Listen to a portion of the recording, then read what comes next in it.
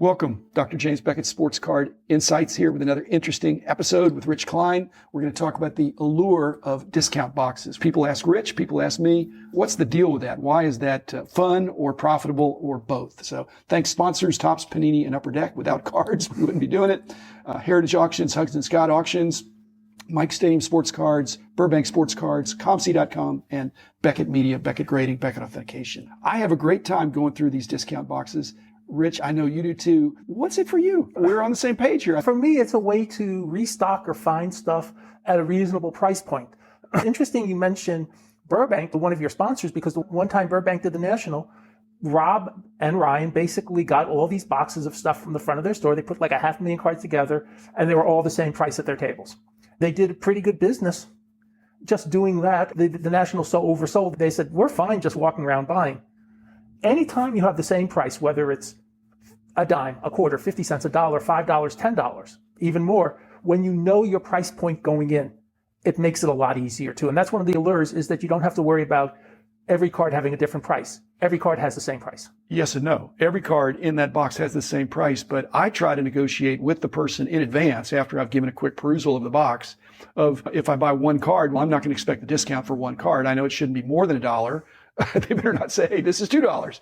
If every card in the box is supposed to be $1, then, but if I pick out 5 cards, 10 cards, 50 cards, 100 cards, so I just politely ask. They don't have to offer a discount. I'm not going to be offended if they don't, but usually they do. If they'll say, how many are you going to take? And I'll say, I don't know. It depends on what the price is. If it's half off, if it's 50 cents, if you buy 500, then I'll try to get 500. But if it's 90 cents, if you buy 100, I'm going to think I'm basically getting them for $1. Do you ever do that? Or do you have a sense when you look at the box that I'm going to be able to find a lot of stuff here? I know basically locally, there's a couple people at Kyle's show I buy from, and you buy from some of the same people too.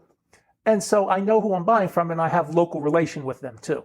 So it's a little bit different, but like at the National, there are some people who will say, hey, Rich, I'll cut you something. Don't worry about it. And there's others that, but anytime I pull something from $1 box, even if they tell me they're going to take care of me, I want it to be something I would pay $1 for. Okay, so when they say they're going to take care of you, what is your assumption? They're going to knock off half, a third, a quarter? It depends on how many I take or whatever. If I take 10, if I take 11, I might get 11 for $10. So are you doing golden rule? You're Yeah. saying, this is the way I would treat somebody. If it's a $1 box and somebody buys 11, then 10. If it's 12, that's maybe It's still 10, yes. Okay. You know, and I try to do things like that. You're right, I try to do it that way. But there's also something about finding the hidden secrets. Now, granted, the story we've told a couple times about the 68 white letter McCormick Yeah, I know. and the $1, that's a bit extreme. Okay. Real situation. Not saying the name, but on Sunday, I'm at the show. A guy has a $1 box and he says 13 for 10. Okay. I pick out 16 cards. This is Sunday on a show. And I say, okay, I got 16. How about $10? What do you think he said? 13. He said, how about 12? Okay.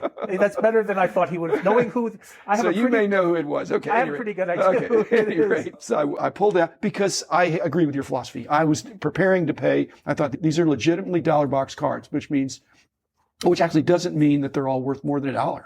There can be some that are worth less, but I'm going to pick out the ones that I think are worth more than $1, and I'm prepared to pay $1. And sometimes, even though I don't really collect the way I used to when I was young, I still will sometimes put away cards of people who went to my high school or my college or share my birthday. And if it's a tough card of one of those people, I'll pay the $1, even if it's not for resale. So there actually are things I don't buy to resell. But me too. Okay. One of the things that's implicit in this, and the reason we don't have that much competition for looking at these things, is because you have to be able to recognize that it's a good deal pretty quickly. You can't really look it up. You've got to say, hey, I think this is a good card. I'm going to put it in my pile. Again, you're just venturing $1 or perhaps less. But if you take time to look it up, you'd still be working on the first row of the first monster box or first shoe box. So I just think the almanac knowledge is pretty crucial. And you have that, I have that, but not a long list of people have that kind of expansive knowledge. Somebody told me at Kyle's last show, our friend Dave Slipka, and we were having lunch the other day, and he mentioned somebody went to one of the tables he was looking at for soccer cards, and the guy just pulled out all the Messis and said, how much? Well, it was like maybe not a discount box, but it was out of a box. Oh. And he just said, how much for all of them? Basically, he's telling the dealer, I want to know what you want for everything. And that's a different way of doing a discount box. But yeah. And granted, Messi is a hot soccer player and very popular. But that's another way of saying it. There are two people from my high school that have played Major League Baseball, Pedro Alvarez and Harrison Bader, neither of which are going to be very heavily collected. And if somebody has a Pedro Alvarez section in a box, I might pull them out and say, how much for the whole lot, just to get it done? Okay, so you and I have this special experience of having done price guides for a long time and really seeing the long tail, what things, at least the price guide value. And then when you see it, you would know that, gee, I haven't seen this card very often, or I haven't seen it at all. The problem is, people other than you and me and a few other people, if they see something they haven't seen before, they might think de facto that is rare or valuable. It's not always the case. But wouldn't you say it'd be true for you and me if we haven't seen it and it's in a discount box, we probably ought to pull it because it's probably unusual? Correct. It's worth the chance, especially at the lower price point, to take a chance. You're not out that much money. And yet, through one of the discount boxes I went through 2 or 3 shows ago, I found a box of 67 Topps Red Sox stickers, 5 or 6 of them. I didn't realize how... A dollar box? In a dollar. No, I don't know, dollar box, but in a discount box. Okay. It was one of my friends, and I didn't know how much they were. I paid whatever he wanted. I knew that they were okay. Then I looked up and said, oh, they're better than okay. Better than okay, yeah. And at the last show, I sold every one I had, except one apparently had the sticker pulled off on the back. Okay, fine. If I ever find that one, I'll lower that price. But that was like, I didn't know how good. I just knew that they were good. I didn't know how good was. Do you pull cards for other people when you're in these discount boxes? Sometimes. I do too. I'll see something and say, hey, somebody collects that card, and it's... Sometimes it's actually from one of the other people. And this is pre-COVID. I knew there was some guy who wants to get all the Football Hall of Famers. And when Donnie Shell was put in, he comes to me later that day and said, do you have any Donnie Shell cards? And I said, yeah, I just bought some. Here, I paid a dime, give me a quarter, something like that. Okay. But yes, but I have them for you just in case. So I've done things like that, knowing that he would have bought them anyway. Would you say that most of these discount boxes are organized by sport? Yes. So a good one is organized. Mine are not good. Mine are just there. Okay. Because as I get them, I put stuff into the boxes. Right. For the synagogue show and a couple other times, I have, we'll call it quarter boxes. Well, okay, but I thought you told me you don't do same price discount boxes. You just have discount boxes. No, actually, on those I have, those are actually priced. Everything in the box is a quarter. Well, it's a sliding scale. That's what I mean. I'm talking about a fixed price, single price. Fixed price, single price. Everything's $1. Right. You don't, because you're more particular, I guess. So well, on that, I don't worry about it. It's basically, let's say you take 100, they're a dime each. Okay. In other words, but it's a printed sliding scale. Okay. As to how, in other words, everybody gets treated the same. Okay. So if they have 5 boxes, and one is baseball, one is basketball, one is football, one is hockey, and one is other stuff, NASCAR, golf, whatever. What box do you go first? What box do you go last? Baseball? Or not at all? I would do baseball first. I would probably do the other stuff second, just because it's fun to see weird things. Then I'd probably do football because I know more about older football, basketball, and then hockey. And the reason I would do hockey last is nothing personal about hockey. There's just less interest for hockey down here where I do shows. I would do hockey a little higher up because I know about hockey, and it's not many people looking at it here. The other sports, yes. Baseball and basketball, I don't do as much as you would think, because basketball is one of the first things people go for because it's so hot right now and not a lot of vintage stuff in there. So I'm mainly start with football, then maybe go to baseball. I have more knowledge of baseball, so I go there first.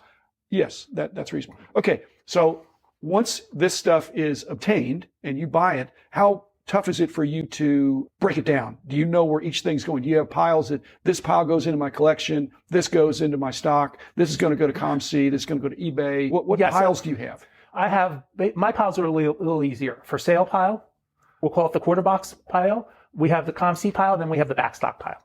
I just have 4 piles. Okay. Actually, I have a 5th pile. Okay. If in case I make a mistake, it goes into the donation pile. I have that too. Okay. So what in the ComC pile, is that based on your intimate knowledge of ComC, working there, of knowing that this card will probably sell for this price there? No, or is it just a feel? I just have lanes. I use certain lanes. Let's say numbered cards of people that wouldn't end up in a star box. Okay. In other words, we'll call him Sean Doolittle. If I get a Topps Black Sean Doolittle or a Topps Gold Sean Doolittle, it'll end up in the ComC pile. Okay. Yeah. Another thing is, there's a small fraternity, I think, of people that like to shop in the discount boxes. And you do, I do. Rob Veras does too, although he's more of a buy the whole thing guy. So he'll sample it and buy the whole thing. I have a theory why I will refer things to Rob. I'll refer things to you.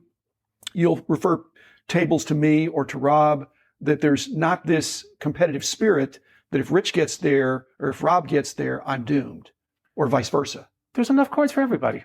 I think that's true. But also, I think what you're looking for is a little different than what I'm looking for. Yes, very and much even so. though Rob Veras would say he's looking for it all, my distinction is you and I wouldn't say we're quirkier than Rob, but he's more in it for a business.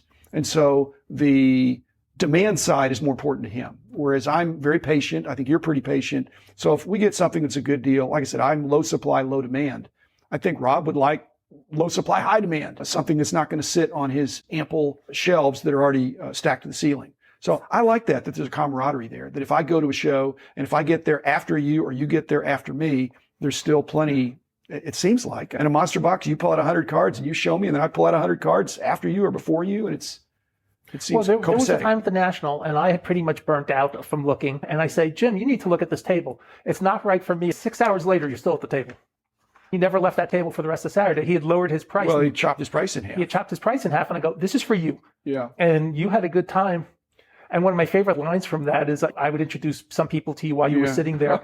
And so I asked you once what the guy next to you ever said when people kept getting introduced to you. And you said the conversation was, are you done with this box yet? Can you switch boxes? Can you with switch me? boxes with me? Because the chair is the important thing. So moving the boxes around.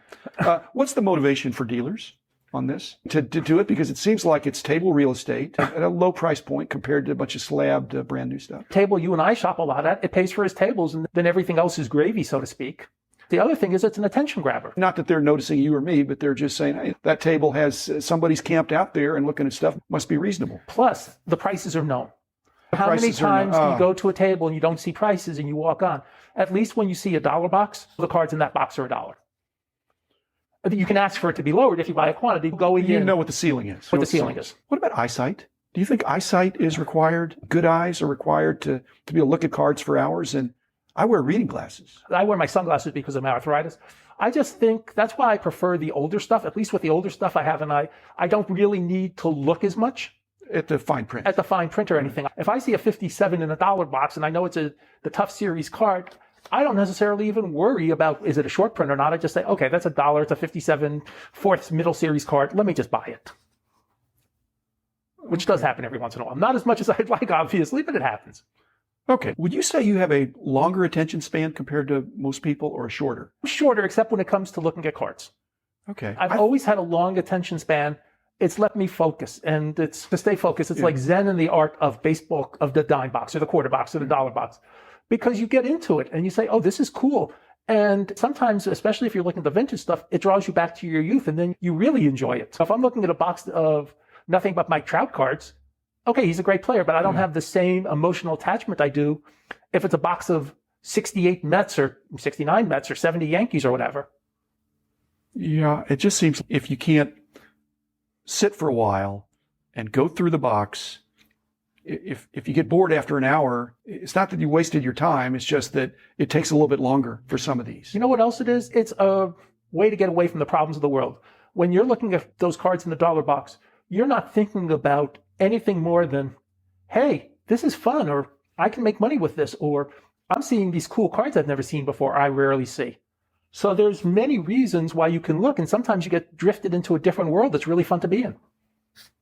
If you're reading a book, how long could you read a book without stopping? I'm not talking about going to the bathroom or anything, but just, here's a great book. How long would you read 1 to it? 2 hours. 1 to 2 hours.